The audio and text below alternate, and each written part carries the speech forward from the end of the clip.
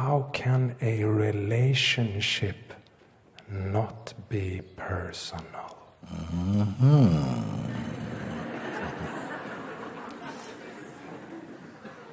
That's a good one.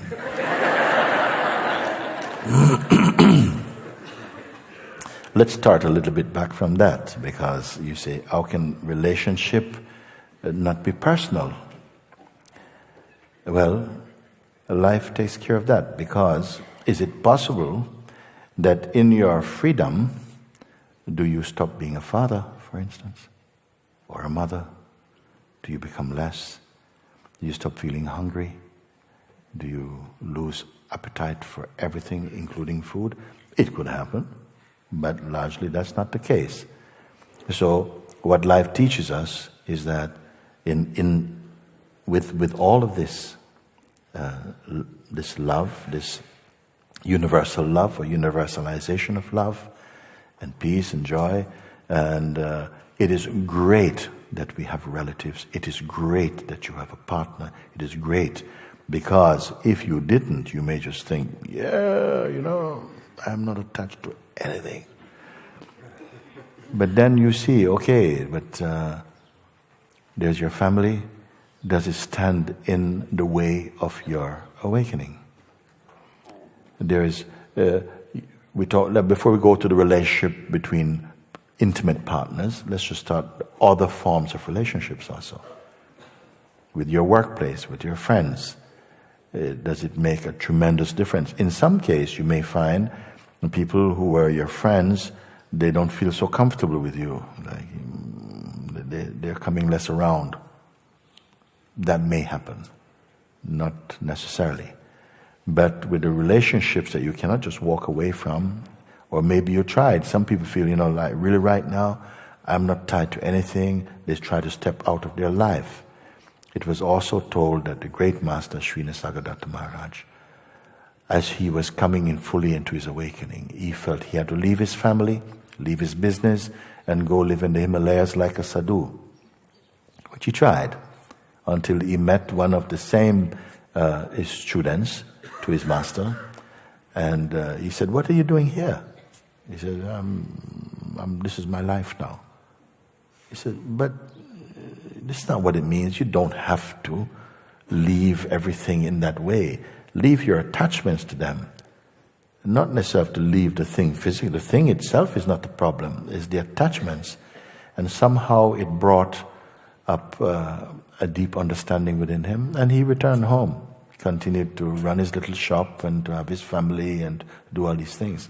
In fact, it even makes things really authentic. That can you live in life as it is without thinking, "Oh wow, what I see disturbs me, what I hear disturbs me, what I taste disturbs me, everything disturbs me, because I don't exist." Or whatever it is. So there is something in that. I'm very happy you brought this question, because I think it will be very valuable for a lot of people. Then in what way is it possible that one can have particularly an intimate relationship? And I would say that the relationship you have with your children, with your parents or whatever, with your spouse or whatever, that they are very intimate, and they call up this, which may feel like a challenge for a while. How did Krishna and Radha get on? You see, there are examples of that love. How did it happen? Well, beautifully, but don't work it out here. Somehow within that great field, you will continue in your dynamic expression in life, can have a kind of an ordinary extraordinariness about it. You see? And in fact, your relationships will improve, because you will not be able to tolerate the things which are not true. You get to them more quickly, and you're less willing to stay in a situation where you're just suffering, but you're so needy you can't let go. Something is more clear, is more power, more brightness inside you. And the whole thing, if you're in a genuine relationship where you're both growing, you'll find that it's a tremendous power there to contribute to each other's growth. They say that the husband becomes the guru of the wife and the wife is the guru of the husband. Because you're called by the same voice. Something develops and it can be really enriching. There is a non-duality inside the duality. It's like the stillness inside the movement. There's the oneness inside the manyness, the invisible inside the visible. There's a harmony that cannot be figured out by the intellect of the person, but only in the intellect of the being. Somehow it works. Otherwise it would mean that as soon as one really wake up, you vanish basically. Because, duality, offensive. Duality is not offensive. It's not offensive. It's actually, you cannot have experience without duality, including the experiencing of awakening. So there is something there. What will happen is that with personal relationships, it's a God design actually, because it's also designed to reach other places that other relationships cannot reach, and to expose your deepest fears and attachments. They will come up. It's not only for that, okay? It can feel like it's primarily for that, but it will show, because, if you are by yourself in that kind of way, you can say, well, nothing challenges this. But in relationships, in that, especially intimate relationships, often trigger in the human being where our hidden dreams are still alive.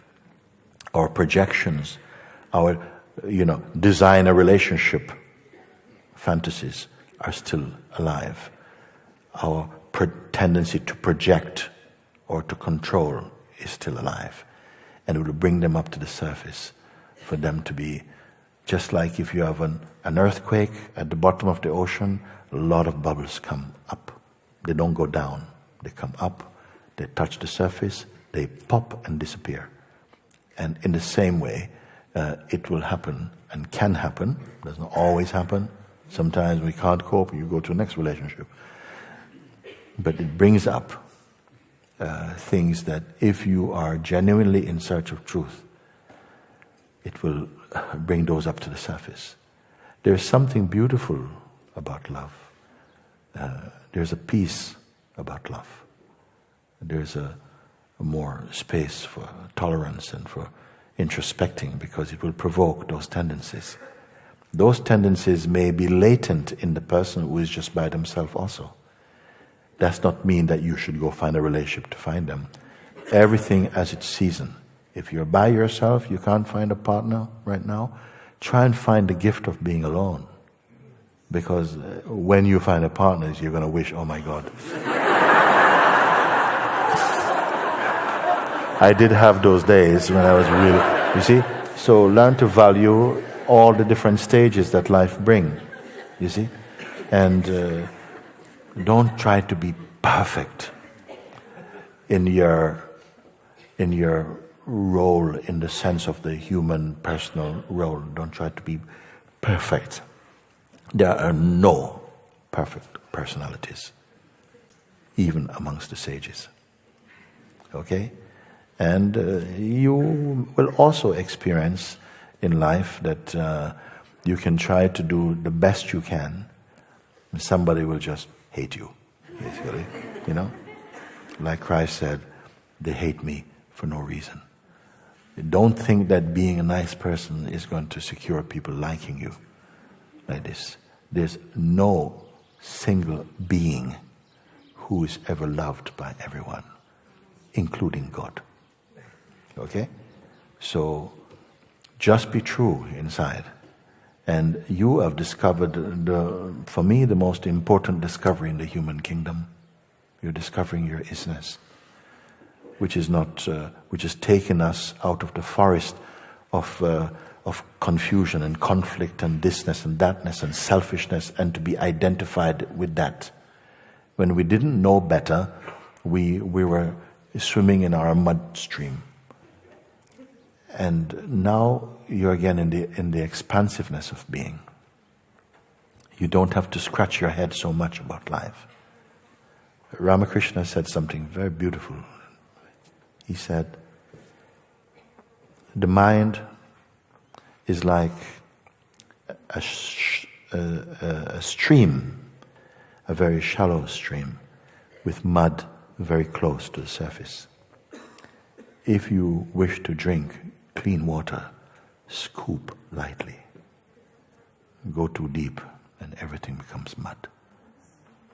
And when we are functioning from the person, mud is very close to the surface. We are very protective because we feel vulnerable. The state of personhood is easily vulnerable and selfish. As you come back into the immensity of being, those personal things within yourself and subsequently in the apparent selves of others become less irritating for you, less of a fighting point for you. You're back in your globality, you're back in the wider love. You're not perceiving so personally. So back to the question again, where is the place for that intimate relationships? In freedom. Does it mean that we should all leave home and go off as sadhus and live in caves and things like that, or whatever, live by yourself now because it's just impossible to live with someone? If it is impossible to live with people when you're free, unless it is your parabdha karma, which means that it's just what is designed for your life now. Some people, it is fine to be alone. You don't have to have a partner. You see? If you feel happy on your own, there's absolutely nothing wrong with that. Beautiful. If you find that you cannot stick in one place, you keep moving about, for a while, that is how your life will feel. I can only recommend that you discover and through the invitation, this vastness within yourself. And that includes, it's not exclusive, it's all inclusive, includes all of life, but seen from a new perspective. So it is possible, very much, and can be a beautifying and enriching. It can be also an avenue through which greater love and greater understanding, maybe just through the way in which you interact and grow in your relationship, may actually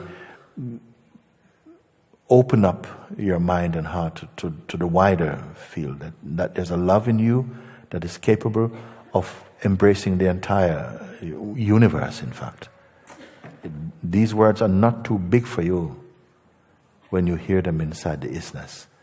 If you hear them as a person, you think, whoa, that's whoa. Of course, from the sense of a person, you may say, it has been written in the scriptures, love your neighbor as yourself. Love the Lord your God with all your heart, your mind, your soul, and your strength. And love your neighbor as your own self is the two greatest commandments. It was said in the words of Jesus Christ. And people try, I try to love everybody. I'm largely successful. My neighbor next door, I can't fit them in. And if you love from this personal, try to love, it is impossible if you're trying to love from your person. But if you discover the love that arises and that is inherent in beingness, in the isness, it is not personal. When it's not personal, it flows beautifully. Is it possible to have a relationship without attachments? It's challenging. It is challenging. It is even said that a sage once had a son, and somehow he sent his own son to another sage for him to recognize, because of the relationship. The son could not appreciate the father as being a sage. Sometimes these things can happen, that your partner may not be in synchronicity with you. You're already more deeply into your own spiritual journey. Maybe they are not. That's a challenge you will have to face. If you are not trying to demonstrate your understanding, and you can come from understanding, it is possible to be in relationships where you're very different in your outlook and you meet in a common ground of love. There are relationships right now that I know that are flowing sometimes even better than people who are in the same together, you see. Life, it cannot be figured out. You cannot fit it in any mode. It will just, every time you think, I got it, it will put a custard pie in your face. It will do it. So, largely we are talking about the relative, and we are trying to speak as though there's an absolute in the relative, and the life is showing you, no. Don't go so tightly into form. Stay in your formlessness. You can use every concept if you don't lock them tight. There must be space that things can change. Things can change. Some people feel that the more tight they hold onto their concepts, the more established and more dependable they can be. That's a falseness. Concepts, they come and go, like the clouds come and go. There are some things that they help you to see much more deeply into the nature of the self. Make use of them, but don't make any tattoos out of any particular teaching. Make use of the teaching, find what it's pointing to, or discard it if it doesn't resonate deep within your heart. Leave it alone. But don't leave anything in spite. Beware of cynicism. And watch the mind, because it is quick to judge and even to condemn those who appear to be different from you. In your global heart, you can celebrate the differences, knowing that they are just the expressions, and knowing that we are one in essence. You will not be afraid of the sense of other. The sense of other is an enrichment, a beautifying, another aspect in which the self manifests. And we grow like this, through anger and pain and laughter and all of this. And that is the compass for the spiritual mind. You will grow in that. So I find no conflict in relationships and so on. In fact, I feel that they stand a greater chance to improve and to grow out of their littleness, to grow into beautiful ways. But if you are trying to grow as a person, you're going to find more challenges. Grow in the beingness. Grow in the isness. But the person, of course, in the dynamic field, there's things that you will have to face in life. And the human side, the person side, that energy, will keep on, it is very difficult to overcome certain things. But as you keep staying in the isness, your interest in them will fade. And if a thing fades in interest for you, it doesn't register in consciousness anymore. And for you, effectively, experientially, it ceases to exist. It's not that the thing in itself fades, but your interest in it fades. And the most powerful thing that can happen in you towards what I would call these mind attacks is that the mind becomes, in its psychological expression, becomes insignificant for you. Its voice, its attractions become insignificant for you because you've found a greater thing. You've found a space of being. So we don't have to try and be perfect, but honor the truth in your heart. That is already a kind of perfecting. Thank you. Very good.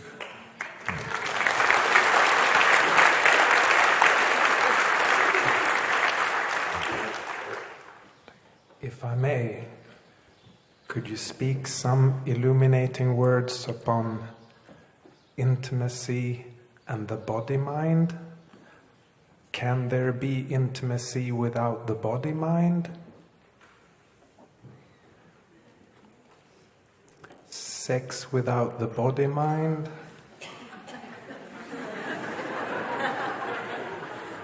Can be nicer.